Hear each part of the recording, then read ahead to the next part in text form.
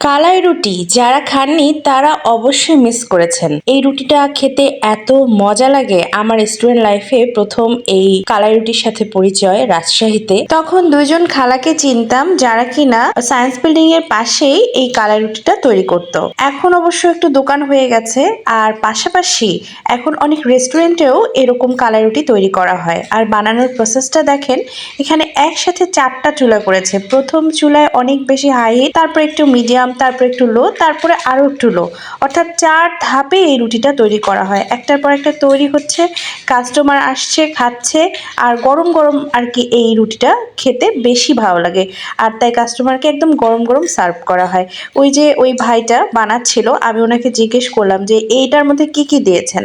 উনি জানালেন এটাতে হচ্ছে আতপ চালের গুঁড়া, আটার গুঁড়া যেটা সেটা দেয়, এবং পাশাপাশি কালাইয়ের আটা যেটা, এই দুইটা মিক্সড করে কিন্তু এই রুটিটা তৈরি করা হয়।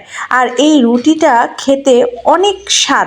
আমরা স্টুডেন্ট লাইফে যখন ক্লাস শেষ হতো, ক্লাস শেষ করে এসে খালার দোকানের পাশে বসতাম, আর আসার সময় আমাদের হলের পাশে ছিল বিনোদিনী বাজার, যে বাজারের নাম এবার গিয়ে দেখলাম পরিবর্তন হয়ে জরিনা বাজার হয়ে গেছে।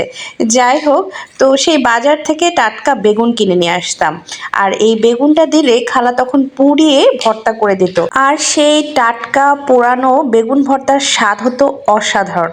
তো গতকালও আমি কালাই রুটি দিয়ে বেগুনের ভর্তা খেয়েছি। বেগুনটা ওরা ম্যাশ করে দেয়, পাশাপাশি মরিচ যেটা সেটাও ম্যাশ করে দেয়, আর পেঁয়াজ সরিষার তেল দিয়ে দেয়। নিজেই মাখিয়ে নিতে পারবেন, একটু লবণ দিয়ে মাখিয়ে নিলেই হয়ে গেল বেগুনের ভর্তা।